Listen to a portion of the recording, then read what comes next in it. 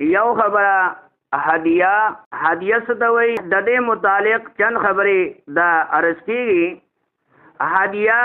دا ګفت ته ویل کېږي، تحفې ته ویل کېږي. مسلمان چا سره ملاویږي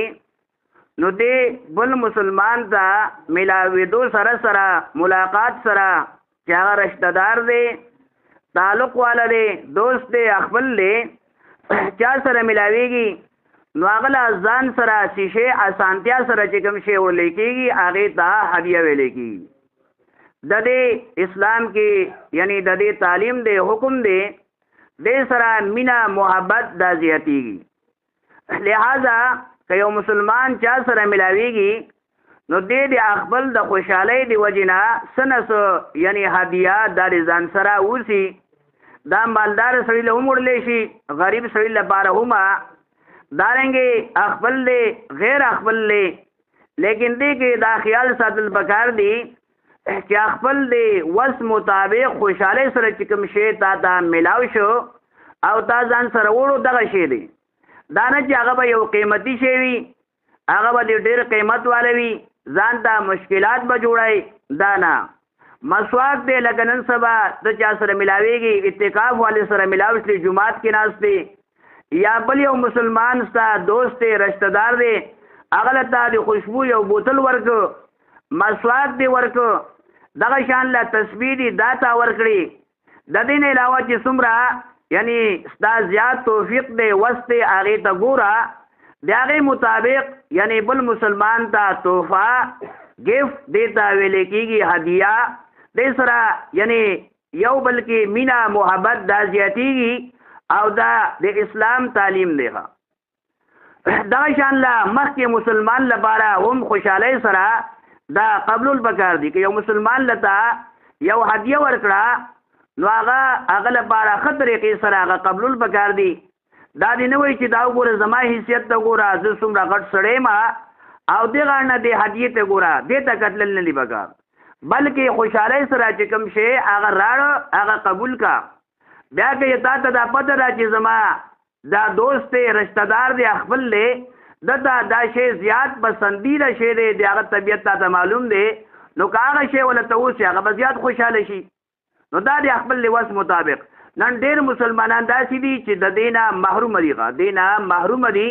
یو بل ته هدیه وغیره دا نه ورکوي. او بعض انسانان داسې دي چې دا کم شیزونه چې ما عرض کړل یعنی لږ شی یا خپل خوشحالۍ والا شی دا ورته ډېر کم کوز ښکاري، یعنی دا صحیح طریقې سره دا ورته نه ښکاري چې زه به داسې معمولي قیمت والا تحفه هدیه دا به چې زه چاله څنګه ورکوم. د دې وجې نه ډېر کسان داسې دي چې هغه خپل رشته دارانو سره تعلق والو سره تلل راتل دا نه کوي، یعنی زه به خالي لاس د چا خواته څنګه ځمه او دارنګې زه چې دغه شان له ځمه نو دا ماته ځان دا ښه نه ښکاري. د دې وجې نه خپل د وس مطابق یو بزرګ دی، ګرمۍ موسم دی، هغه بادشاه ملاقات لځي. ګوره بادشاه دی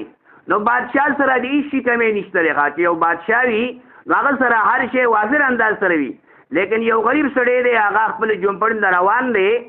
او چې کله هغه ځي کور والته وایي چې زه بادشاه خواله ځم لیکن ځان سره څه هدیه وړم. کور کې شیشې نشته، دا د خاورې منګې دی، یخې اوبه دي او دا چې کوم دی دا وړم، بس هغه یې په سر باندې کېښولې او دارنګې بادشاه طرف ته روان دی، خپل طرف نه تحفه وړي، هدیه وړي.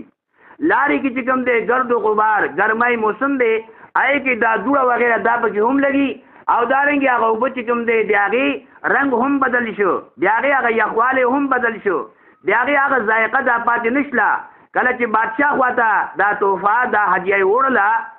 نو هغه ته اجازه میلاو شو، سیده بادشاه خواله لاړ. بادشاه چې وکتله چې دا سړی دومره لرې نه راغلی، خولې پرې بهیږي، دومره ډېر دور دراز نه دی راغلی، بادشاه اعلان وکړ چې دا منګې دغه ځای کې کېږدئ او دغه نه د سونې منګې ډک هغه دله ورکئ. بس هغه منګې او چې کله دې رخصتوئ دریای دجله بغداد کې دریاب دی، اوبه ډېرې مزیدارې دي، صاف سوتره یخې اوبه دي، دې غاړې باندې دی چې کوم دی واپس کوي. کله چې هغه واپس کاو نو هغه چې کله دا دریاب وکړ هغې بادشاه سره څه کمې خو نشته دی اوبو، نو هغه ځان ته لږ نادمه شو. نو کوم کسان چې ورسره و د بادشاه طرف نه رخصتون له راغلي وو هغې وایي چې بادشاه سره هېڅ شی کمې نشته دی،